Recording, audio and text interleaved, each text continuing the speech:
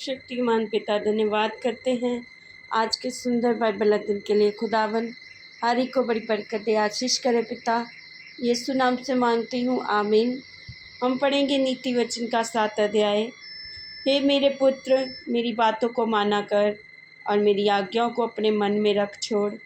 मेरी आज्ञाओं को मान, इससे तू जीवित रहेगा। और मेरी शिक्षा को अपनी आँख की पुतली जान, उनको अपनी उंगलियों में बांध और अपने हृदय की पट्टियों पर लिख ले। बुद्धि से कह, तू मेरी बहन है, और समझ को अपनी साथिन बना। तब तो पराई स्त्री से बचेगा जो चिकनी चुकड़ी बातें बोलती हैं।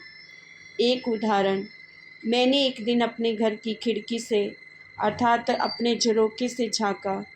तब मैंने भोले लोगों में से एक निर्बुद्धि जवान को देखा। वे उस स्त्री के घर के कोने के पास की सड़क पर चला जाता था और उसने उसके घर का मार्ग लिया। उस समय दिन ढल गया और संध्या काल आ गया था, वरन रात का घोर अंधकार छा गया था। और देखो, उससे एक स्त्री मिली जिसका वेश वेश्या का सा था और वह बड़ी धूर्त थी। वे शांति रहित और चंचल थी और अपने घर में ना ठहरती थी। कभी वह सड़क में और कभी चौक में पाई जाती थी और एक एक कोने पर वह बाट जोती थी।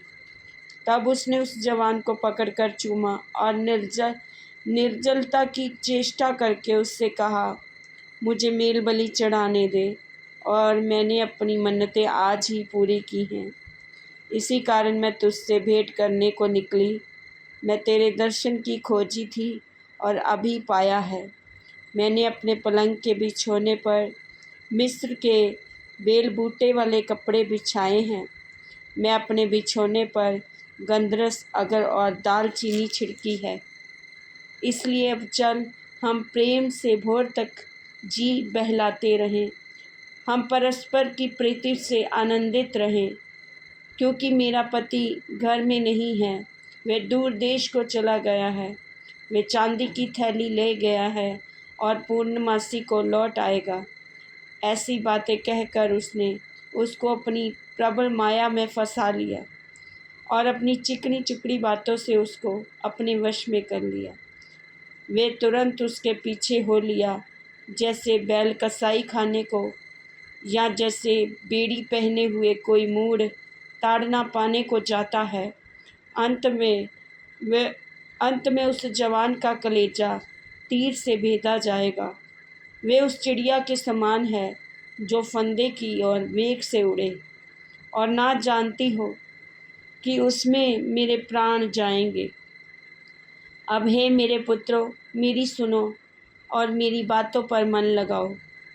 तेरा मन ऐसी स्त्री के मार्ग की ओर ना फिरे और उसकी डगरों से भूल कर ना जाना, क्योंकि वह बहुत से लोग उसके द्वारा मारे पड़े हैं।